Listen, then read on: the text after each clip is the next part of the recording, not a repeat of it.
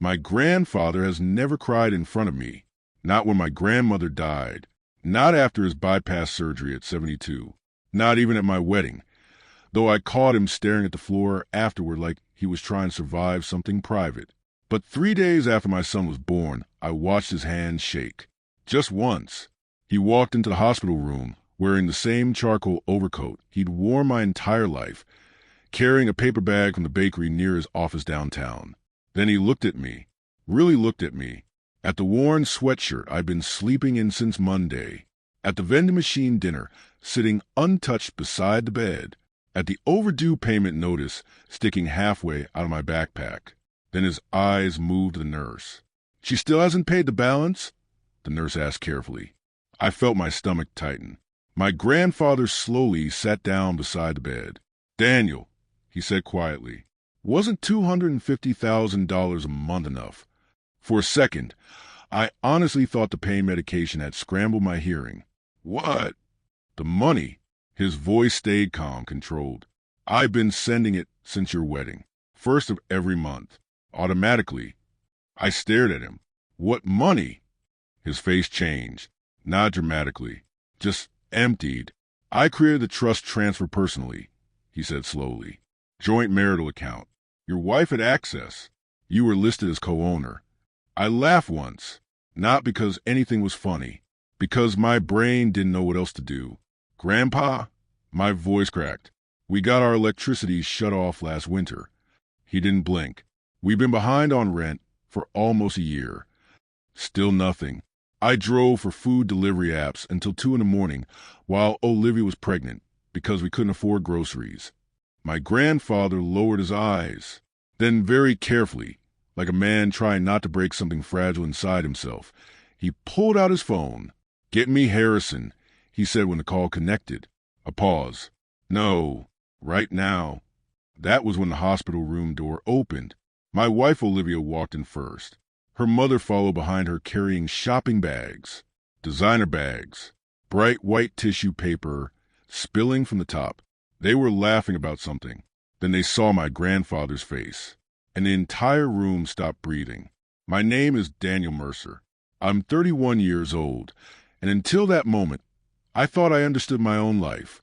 I grew up in Charleston after my parents died when I was 12. My grandfather, Richard Mercer, raised me alone in a giant old waterfront house that always smelled like cedar and coffee. He was old South Carolina money, quiet money, the kind that never needed to prove it. He owned commercial real estate across 3 states and spent 40 years building a reputation that made bankers nervous and politicians polite.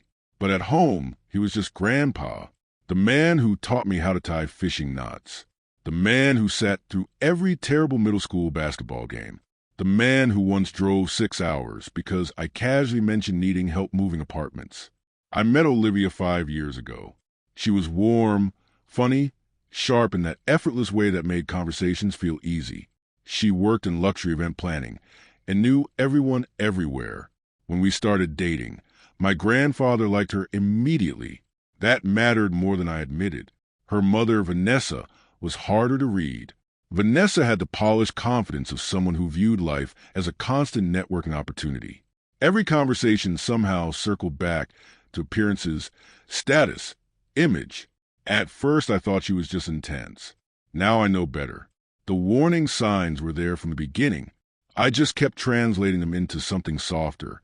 The first was the account. After we got married, Olivia suggested combining finances completely because married people shouldn't keep score. It sounded reasonable. She handled bills because she was better with numbers. Also reasonable. Then slowly, without me noticing, every dollar started disappearing into a system I couldn't really see. Whenever I asked about money, Olivia had answers ready. Insurance went up. The market's weird right now. Your grandfather's generation doesn't understand modern expenses. I believed her because I loved her, and because loving someone means your brain becomes a defense attorney for their behavior. Then our son became real. Not hypothetical. Not someday. Real. Tiny heartbeat on a monitor. And suddenly every dollar mattered. I started working weekends doing warehouse inventory shifts. Then night deliveries. then construction cleanup on Sundays. Olivia called it temporary sacrifice. Vanessa called it good discipline for a young father. Meanwhile, the shopping never stopped. Packages every week. Weekend spa trips with her mother. Wine country vacations. A new Mercedes that Olivia explained was leased through a client relationship. I remember standing in our kitchen at 2 in the morning eating instant noodles after a 14-hour shift while Olivia showed me pictures from a rooftop restaurant in Miami she and Vanessa had visited that weekend. "You should come next time," she said. I smiled and said, "Maybe." Then I checked our bank account after she went to sleep. $37. I sat there staring at the screen wondering how two adults with decent careers could still feel like we were drowning. The answer was sitting in another account entirely. An account with nearly $9 million in it. My name was attached to it. I just didn't know it existed. The first crack appeared 2 weeks before our son was born. I came home early from a warehouse shift because my supervisor cut the crew loose after delivery delay. My back hurt. My hands smelled like motor oil, and all I wanted was a shower and maybe 6 hours of sleep before the next shift. Instead, I walked into our driveway and saw a black Range Rover parked outside the house. Vanessa's. The engine was still warm. Inside, I could hear music. Laughter. I opened the front door quietly. Olivia and her mother were in the kitchen drinking wine. Expensive wine. The bottle sitting open on the counter cost more than our monthly grocery budget. I knew because I'd stared at it once in a liquor store while calculating whether I could afford decent diapers yet. Vanessa looked up first. "Well," she said, glancing at my work clothes, "someone's home early." I nodded slowly. Olivia smiled too quickly. "Babe, you scare me." My eyes landed on the shopping bags beside the island counter. 5 of them. Designer logos. Still fresh tissue paper inside. I looked back at Olivia. I thought money was tight. The room shifted slightly. Tiny movement. Tiny pause. But once you notice hesitation, you start noticing all of it. Vanessa recovered first. "Daniel, adulthood is about priorities." I stared at her. "My priority right now is figuring out why we can't pay our power bill." Olivia sighed dramatically like I was embarrassing her. "We've talked about this. Stressing constantly about money is unhealthy." Unhealthy. I had worked 18 straight days. My knees hurt when I climbed stairs. I was eating gas station sandwiches because they were cheap, and somehow I was the one behaving irrationally. I remember looking at Olivia and feeling something strange. Not anger. Distance. Like suddenly there was glass between us. Then Vanessa picked up one of the shopping bags and casually said the sentence that stayed with me afterward. A man should want his wife comfortable during pregnancy. I looked at the bag, then at her diamond bracelet, then at the overdue utility notice sitting on our refrigerator under a magnet. Something in me started quietly paying attention. That night, Olivia fell asleep quickly. I didn't. I lay awake staring at the ceiling while numbers moved through my head.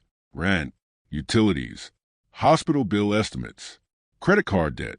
I had spent almost a year believing we were barely surviving, but somehow there was always money for luxury things, always money for Vanessa, always money for appearances, never money for stability. At 3 in the morning, I got out of bed and opened our banking app. Most of the transactions were familiar.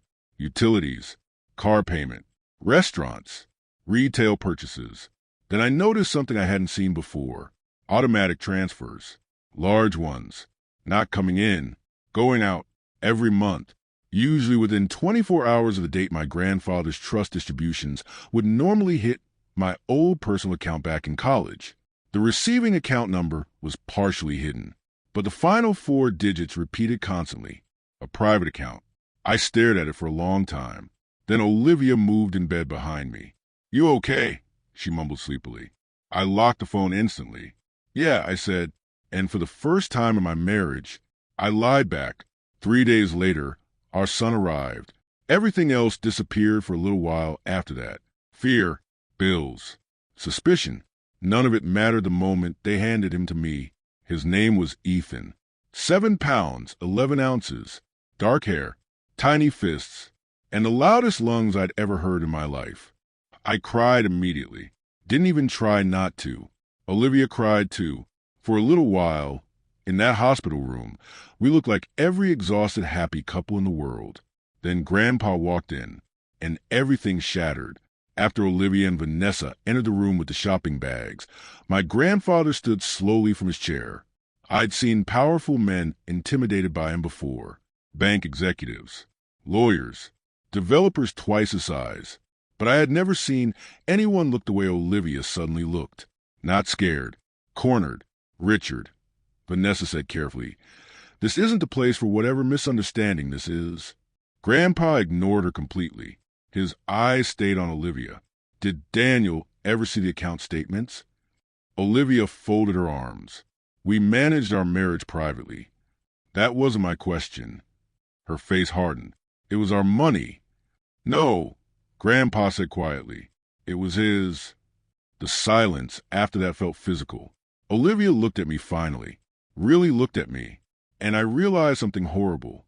She already knew, not partially, not vaguely, completely, every wire transfer, every hidden account, every lie. She had known the entire time. You let me work night shifts, I said softly.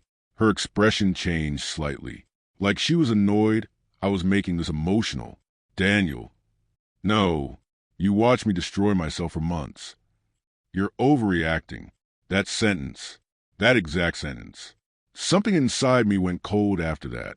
Not dramatic, not explosive, just cold. Grandpa turned toward the door.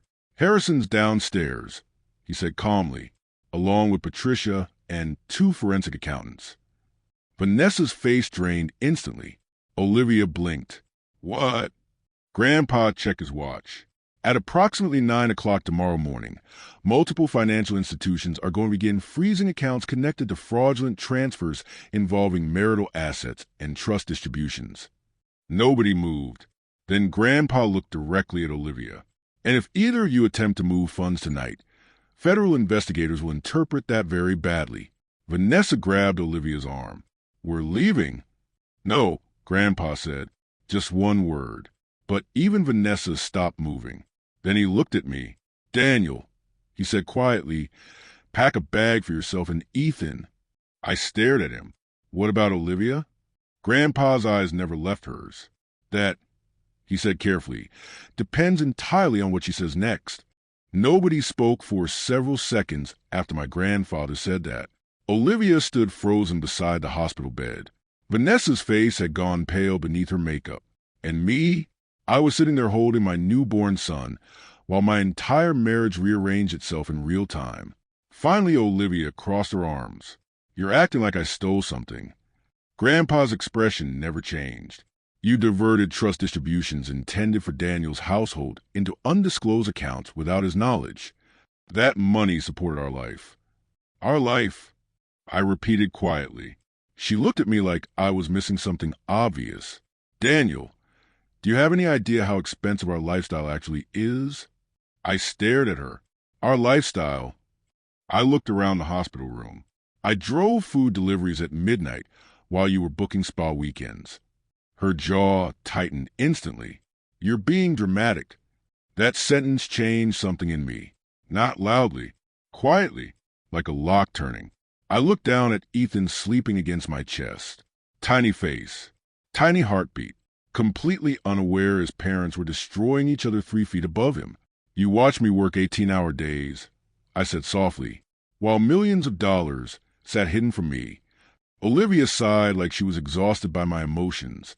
You never understood how money works.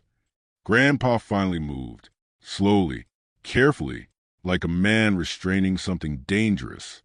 Interesting defense, he said quietly, especially considering your mother spent $23,000 in Palm Beach using funds connected directly to Daniel's trust.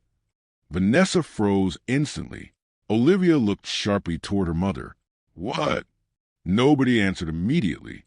Then Olivia frowned. Mom. Ah, so there were layers to this. Interesting. Vanessa recovered too fast. Richard, now wait. You told me everything was protected. Olivia snapped. Protected, not earned, not managed. Protected. I sat there realizing something horrible. This wasn't random financial irresponsibility. This was a system, a planned one. Patricia entered the room before anyone else could speak. Dark suit, silver hair, leather folder tucked under one arm. She looked like consequences in human form. Harrison confirmed attempted account movement 40 minutes ago, she told Grandpa calmly. Flagged successfully. Vanessa went white. Olivia turned slowly toward her mother. You moved money? Silence. Then Patricia finally looked at me. Daniel, there are documents you should see.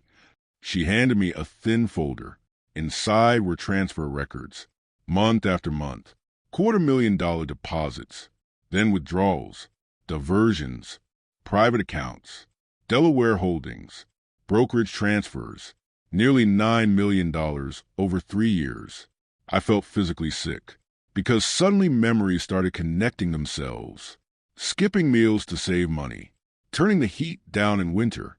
Using expired coupons while Olivia carried designer handbags. I remembered apologizing to her once because I couldn't afford a beach vacation she wanted. Meanwhile, I had unknowingly paid for all of them. You let me think I was failing. I whispered. Olivia looked frustrated now. Daniel, please stop acting like a victim. That sentence. God, that sentence erased whatever remained of my marriage.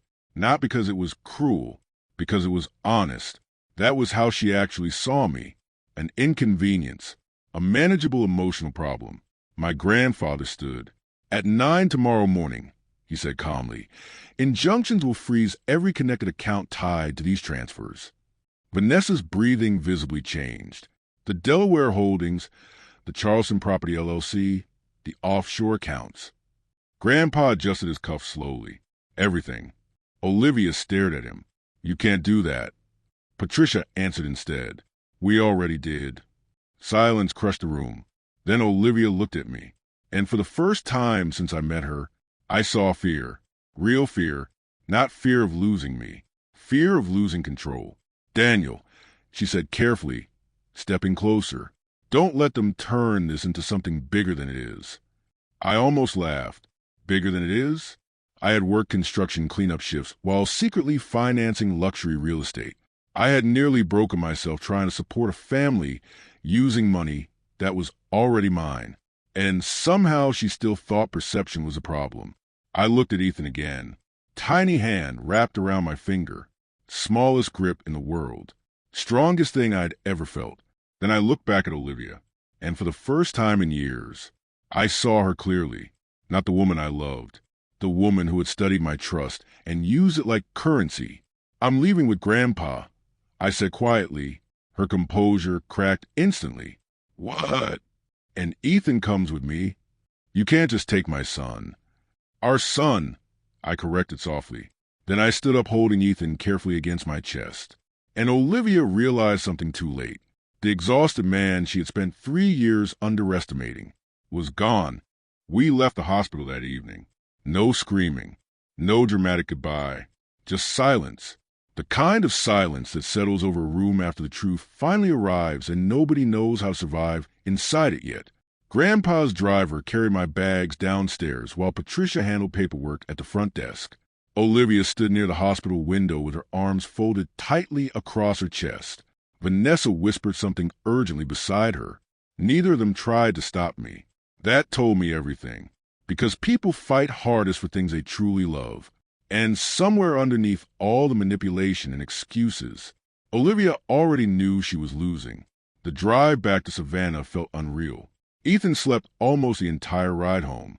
I sat in the back seat staring out the window while Grandpa handled phone calls beside me in that calm, deadly tone powerful men use when entire careers are about to collapse. Yes. Pause. No more extensions. Another pause.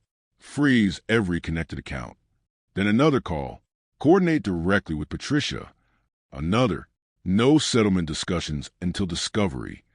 Every sentence sounded measured, controlled. That was the frightening part.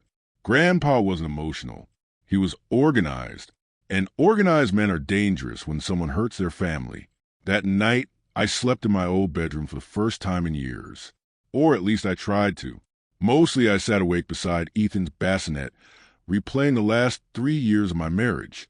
The signs looked different now. Connected. Every time Olivia made me feel irresponsible for asking questions about money. Every exhausted apology I gave for things that were never my fault. Every moment she redirected confusion back onto me until I felt guilty for noticing anything at all. I had mistaken manipulation for a partnership because I loved her. Love makes intelligent people explain away impossible things. At 6:11 the next morning, my phone exploded with notifications, texts, emails, news alerts. Patricia had moved fast, very fast. The first headline came from the Charleston Financial Journal. Local consultant linked to multi-million-dollar financial misconduct investigation. Below it, a photo of Olivia's firm downtown. By 7 a.m., 2 major investors had suspended partnerships connected to Vanessa's consulting network. By 8:20, Patricia called. "You should probably sit down," she said calmly. "I'm already sitting." "Good."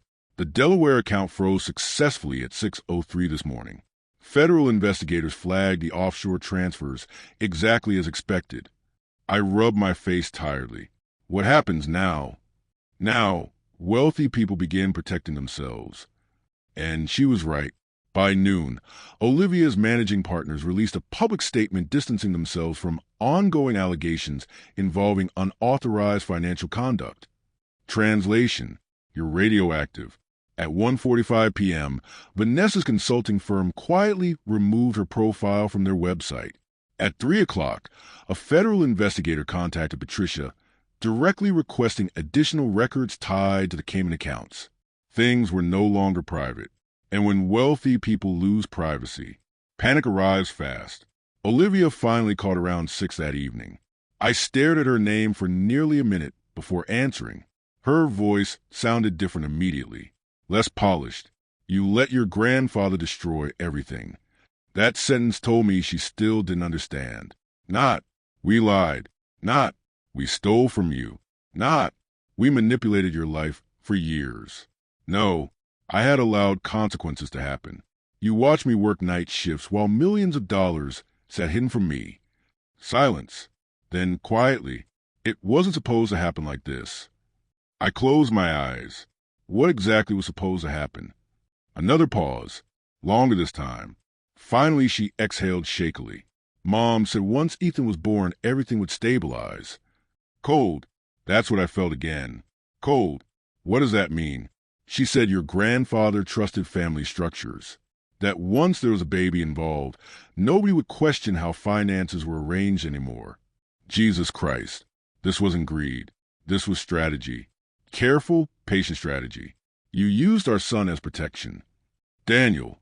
Don't say it like that. How should I say it?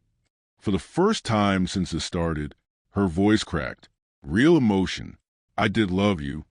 I looked over at Ethan sleeping beside me, tiny chest rising and falling softly.